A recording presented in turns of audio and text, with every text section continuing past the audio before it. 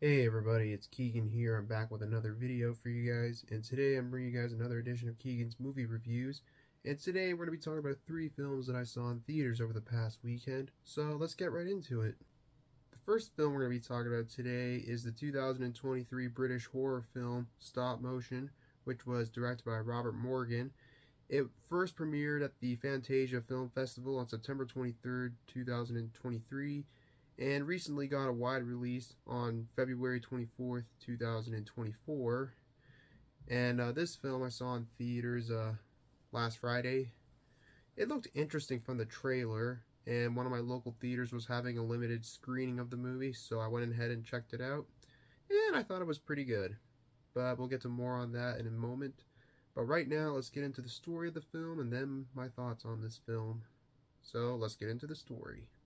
So this film centers around a woman named Ella, a stop-motion animator who is struggling with the loss of her overbearing mother who passed away, and she's trying to finish her mother's unfinished stop-motion film, but then one night she wakes up and finds out that somebody destroyed the entire set of the unfinished film and therefore decided to come up with a new film. Well, it was kind of a mysterious young girl's idea for what the next film should be, involving a young girl and a monster. And then from there she starts losing her sanity and starts losing grips with reality as she continues to make the film, not only using, besides the clay or whatever material she uses to make the characters, but she starts using meat and dead animals. And then it gets darker from there. And without giving away too much, that's basically the story of the film in a nutshell. I enjoyed this one. I thought it was a pretty good horror film. It's very slow paced. Like, it's very slow, but then it picks up the pace at some point in the film, but it is a very slow paced film. I do enjoy these kind of horror films that are slow paced. I think these slow paced horror movies are the best. And I found the blend of stop motion and live action with this movie, I found it really interesting. It was an interesting idea. And it does have a little bit of some body horror elements to it too. While the film isn't incredibly gory, it does have a few gory parts, but the gore effects are really, really well done. And the stop motion segments were really well done too. I really enjoyed these stop motion segments, which I think is kind of the highlight of the film.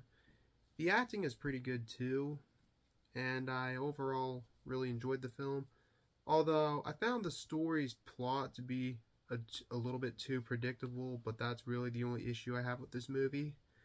But if you like these kind of horror movies, I would highly recommend it. I think it might be streaming on Shudder, as this is a Shudder original film. I'm not sure. I don't actually have Shudder, but this is a Shudder original film. But other than that, I thought it was pretty good. I'll definitely get it out on Blu-ray whenever it comes out, and I will definitely check it out again sometime soon. But anyways, I'm giving Stop Motion a 7 out of 10. The next film I watched was the 1992 Hong Kong action film Hard Boiled, which was directed by John Woo and was originally released in Hong Kong on April 16th, 1992. And this film I saw in theaters on Saturday of last week.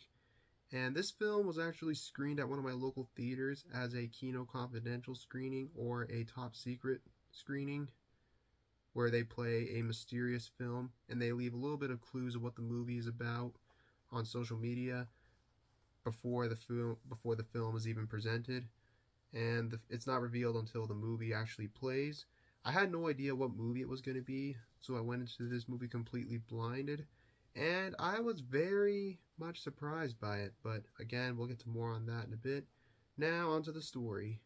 In this film, you got 2 undercover cops who are tasked with trying to help bring down 2 gun smuggling gangs who are currently at war with each other, trying to take over one's territory, and the other one's trying to take hold of the territory.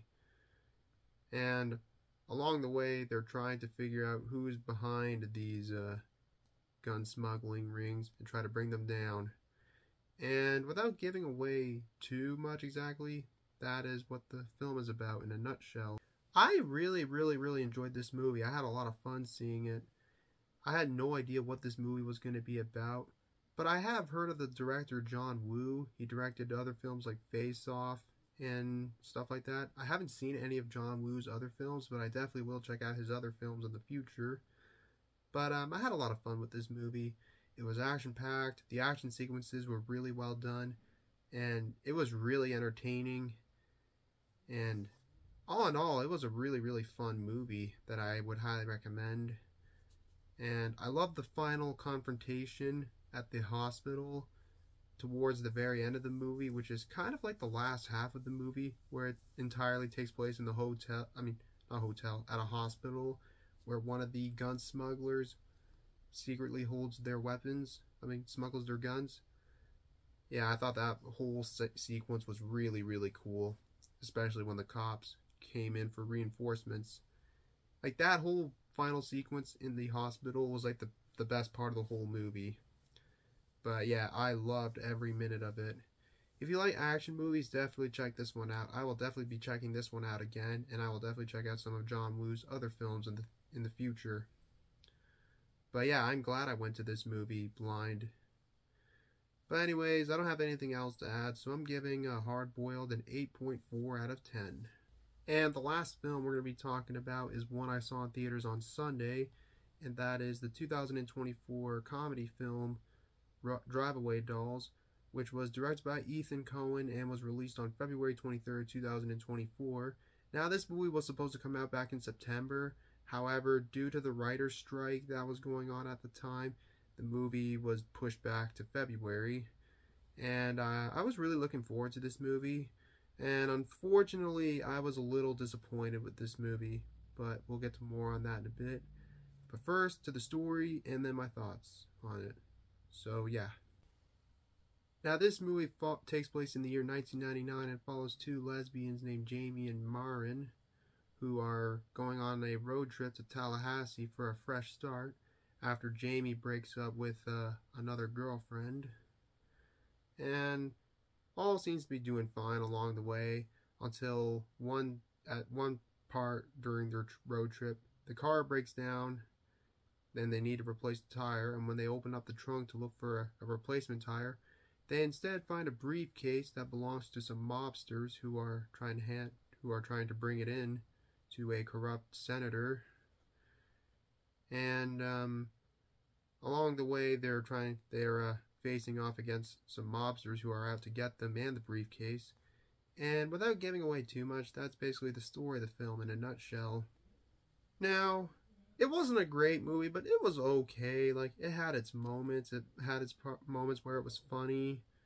And I thought all the performances were pretty well done, especially from Margaret Qualley, who played Jamie. And I forgot the name of the girl who played the other lesbian, Marin or whatever. I forgot the actress's name, but that's okay. She did a good job too. And while it did have its moments that I thought were funny, I just was really not a fan of this movie. And there were some good cameo performances in this movie from like Matt Damon and Pedro Pascal, who was only in it for like 1 or 2 minutes. But I thought they were good in it too. And it had a pretty good soundtrack too. But I don't know, I just wasn't too big of a fan of this movie, but it wasn't bad either. I don't have an issue with the short runtime, which this movie was only 84 minutes, which wasn't really a big deal for me, but all in all, it was okay. I was kind of disappointed with this movie, but it had its moments, but it could have been better, I guess. But if you like these kind of movies, then I guess you'd check it out. Especially if you're a Coen Brothers fan, even though this was only directed by Ethan Coen and not Joel. But other than that, it was okay, I guess. I'm probably not going to watch it again anytime soon, but it was okay, I guess.